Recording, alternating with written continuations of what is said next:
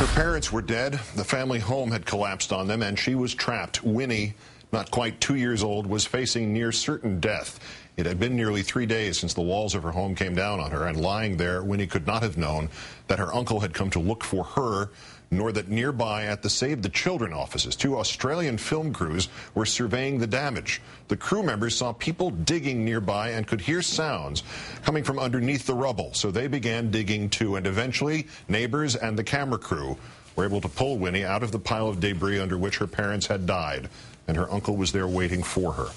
Joining us now from Port-au-Prince by phone is Kate Conrad, a spokesperson for Save the Children, a group which helps children in need around the world. And thanks for more of your time tonight, Kate.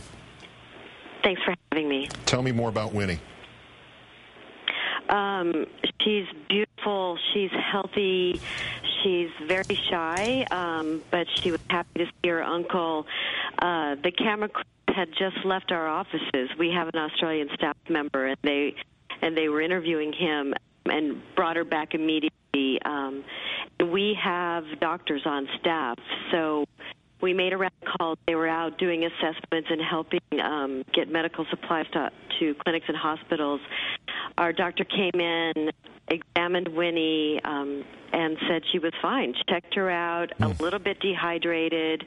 We got her some water. We got her a product called Plumpy Nut, which is a fortified peanut paste that has dehydrated milk, micronutrients. It's very good for malnourished children. So she had a bath and ate that, and we got a blanket, and her uncle took her to her aunt's, and it was, and he got to call. He's got family in Boston, so he got to call them, and that's good news, but he was also telling him the really bad news, that her parents had died, and her uncle, his wife, who was 5 months pregnant with their first child, also perished.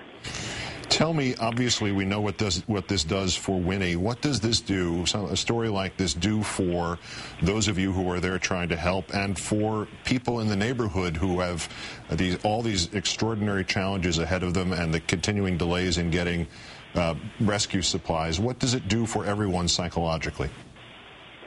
This gave us hope. This was a difficult day because conditions are increasingly more dire. We were getting reports from the field, from the general hospital, where we took medicine today, and they were telling us what they need. So we're bringing in Asian American doctors actually to come help out with health needs, but they had also been visiting the camps for displaced people. And so my colleague said she met a woman who gave birth yesterday in the grass at camp where there are about 2,000 people during the day. It doubles at night. There are 2 camps close together.